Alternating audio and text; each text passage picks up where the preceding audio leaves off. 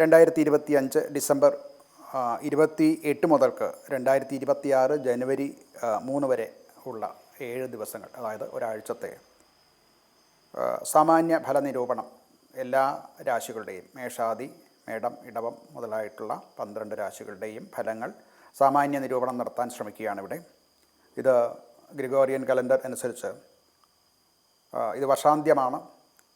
ഈ ആഴ്ചയുടെ അവസാനം വരുമ്പോൾ ജനുവരി 1 തീയതി മുതൽക്ക് 3 തീയതി വരെയുള്ള ദിവസങ്ങളിലേക്ക് അത് എക്സ്റ്റെൻഡ് ചെയ്യപ്പെടുന്നുണ്ട്.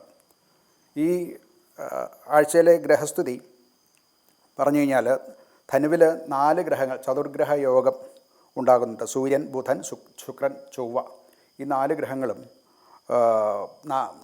ധനുവിലേക്ക് പകർച്ച ഉണ്ട്. ഏറ്റവും ഒരു ശക്തമായിട്ടുള്ളൊരു ടേണിംഗ് പോയിൻ്റായിട്ട് വരും ഈ ചതുർഗ്രഹ യോഗം കൊണ്ട് എല്ലാ രാശിക്കാർക്കും പൊതുവെ പറഞ്ഞു കഴിഞ്ഞാൽ. ആഴ്ചയുടെ ഒരു പൊതു സ്വഭാവം പറഞ്ഞു കഴിഞ്ഞാൽ ഇത് നമുക്കൊരു ആത്മപരിശോധനയുടെ ഒരു കാലമാണ്. ഈ ഒരു വർഷത്തെ നമ്മുടെ അനുഭവങ്ങളും ഇത് വച്ചുകൊണ്ട് അടുത്ത ഒരു വർഷത്തെ എങ്ങനെ നമുക്ക് ഭാവന എങ്ങനെ കൊണ്ടുപോകണം എന്ന് ഭാവന ചെയ്യാനും ഒക്കെ സാധിക്കേണ്ട ഒരു കാലഘട്ടം കൂടിയാണ്. അതിന് അനുസൃതമാണ് ഗ്രഹസ്ഥിതിയും ഈ ചതുർഗ്രഹ യോഗവും മറ്റും അത് സൂചിപ്പിക്കുന്നുണ്ട്. ഇവിടെ പണം എല്ലാവർക്കും ധനാഗമ മാർഗങ്ങളൊക്കെ ഉണ്ടാകുന്നുണ്ട്, അവസരങ്ങളുണ്ടാകുന്നുണ്ട്. എന്നാൽ അതിൻ്റെ വിനിമയം, അതായത് എങ്ങനെ ഉപയോഗിക്കുന്നു എന്നനുസരിച്ചിരിക്കും ജയാപജയങ്ങൾ ഉണ്ടാവുക.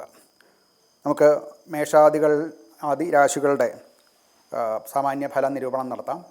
അടുത്തത് തുലാക്കൂറാണ്. തുലാക്കൂറിന് ലിബ്ര എന്നാണ് ഇംഗ്ലീഷിൽ പറയുന്നത്. ചിത്തിര അര, ചിത്തിരയുടെ അവസാനത്തെ 2 പാദം, ചോതി, വിശാഖം മുക്കാൽ, വിശാഖത്തിൻ്റെ 1, 2, 3 പാദത്തിൽ ഈ നക്ഷത്രകാലത്ത് ജനിച്ചവരെ സംബന്ധിച്ചിടത്തോളം ഒരു നൂതനമായിട്ടുള്ള ഒരു മുന്നേറ്റം അവർക്ക് ഈ ആഴ്ചയിൽ അനുഭവപ്പെടാൻ സാധ്യതയുണ്ട്. ധനുവിലാണ് സൂര്യനും ബുധനും, അത് 3-ാം ഭാവത്തിലാണ് സൂര്യനും ബുധനും ശുക്രനും ചൊവ്വയും. ചതുർഗ്രഹ യോഗമാണ്. ഇവർക്ക് മീഡിയ സംബന്ധിച്ചുള്ള ജോലി ചെയ്യുന്നവർ, അല്ലെങ്കിൽ അതുമായിട്ട് ബന്ധപ്പെട്ട് ചാനലോ അല്ലാന്നുണ്ടെങ്കിൽ പത്രമാധ്യമങ്ങളോ അല്ലെങ്കിൽ അതുമായിട്ട് ബന്ധപ്പെട്ട ജോലി ഒക്കെ ചെയ്യുന്നവർക്ക് അനുകൂലമായിട്ടുള്ള കാലമാണ്. അത് സംബന്ധിച്ചുള്ള ചില യാത്രകളും അവർക്ക് കൂടുതലായിട്ട് ചെയ്യേണ്ടി വരും. ഇവർക്ക് ധനപരമായിട്ട് അത്ര അനുകൂലമല്ല എങ്കിലും ഒരു മുൻപ് കിട്ടിക്കൊണ്ടിരുന്ന ധനമൊക്കെ അതുപോലെ കിട്ടും. നൂതനമായിട്ടുള്ള ധനാഗമ മാർഗമൊന്നും കാണുന്നില്ല. ഇവർക്ക് കഴുത്ത് സംബന്ധിച്ചും പുറക്, നടു അല്ലെങ്കിൽ നട്ടെല്ല് സംബന്ധിച്ചുമുള്ള ചില അസുഖങ്ങൾ വരാൻ, ഇത് ഇങ്ങനെ രോഗങ്ങളുള്ളവർക്കാണ് അത് കൂടുതൽ കഠിനമായിട്ട് അനുഭവപ്പെടാൻ സാധ്യതയുള്ളത്. ഇല്ലാത്തവർക്കും അതിൻ്റെ ചെറിയൊരംശം വന്നേക്കാം. കുടുംബപരമായിട്ട് സഹോദരന്മാരുടെയൊക്കെ പിന്തുണ അഥവാ കുടുംബപരമായിട്ടൊരു ഐക്യം ഉണ്ടാവുന്നതാണ്. എന്നാൽ ഭാര്യ ആയിട്ടൊക്കെ ചില, അല്ലെങ്കിൽ ലവ് പാർട്ട്ണറോ അങ്ങനെയൊക്കെയുള്ള ഭാവത്തിലേക്ക് നോക്കുകയാണെങ്കിൽ അത്ര അനുകൂലമല്ല.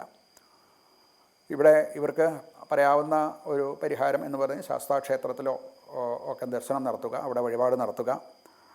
അതുപോലെ തന്നെ എള്ള് ദാനം ചെയ്യുക. ഇതൊക്കെ അനുകൂലമായിട്ടുള്ള ഫലം ഉണ്ടാവുന്നതാണ്.